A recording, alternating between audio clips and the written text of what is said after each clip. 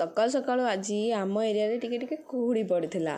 ଆଉ ଆମର ଏଠି ଢେଙ୍କାନାଳରେ ଚାଲିଛି ଲକ୍ଷ୍ମୀ ପୂଜା, ସେଥିପାଇଁ ଆଜି ରାତିରେ ଆମେମାନେ ସବୁ ଲକ୍ଷ୍ମୀ ପୂଜା ବୁଲିଯିବୁ। ଦେଖନ୍ତୁ ଆମେ ଏବେ ଲକ୍ଷ୍ମୀ ପୂଜା ବୁଲିବା ପାଇଁ ଆସିଯାଇଛୁ। କେତେ ସୁନ୍ଦର ସୁନ୍ଦର ଏଠି ଗେଟ୍ ସବୁ ତିଆରି ହେଇଛି, ଆଉ ଲୋକମାନଙ୍କ ଭିଡ଼ ଏଠି କେତେ ମାତ୍ରାରେ ଲାଗିଛି ଆପଣମାନେ ତ ଦେଖିକି ଜାଣିପାରୁଥିବେ। ଏତେ ବଡ଼ ବଡ଼ ଆଉ ଏତେ ସୁନ୍ଦର ସୁନ୍ଦର ଗେଟ୍ ମାନଙ୍କ ମଝିରେ ଏଠି କେତେ ସୁନ୍ଦର ଆଦି ୟୋଗୀଙ୍କୁ ବନା ହେଇଛି। ଆଉ ବହୁତ କିଛି ଜିନିଷ ବି ଏଠି ସବୁ ବିକ୍ରି ହେଉଥିଲା। ସବୁ ଭେରାଇଟିର ଦୋଳି ମଧ୍ୟ ଥିଲା।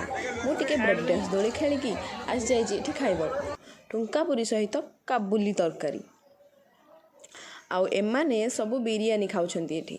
ଏ ଠୁଙ୍କା ପୁରୀରେ ଏତେ ମାତ୍ରାରେ ତେଲ ଥିଲା ଯେ ୟାକୁ ମୁଁ ସମ୍ପୂର୍ଣ୍ଣ ଭାବେ କମ୍ପ୍ଲିଟ୍ କରିପାରିନଥିଲି।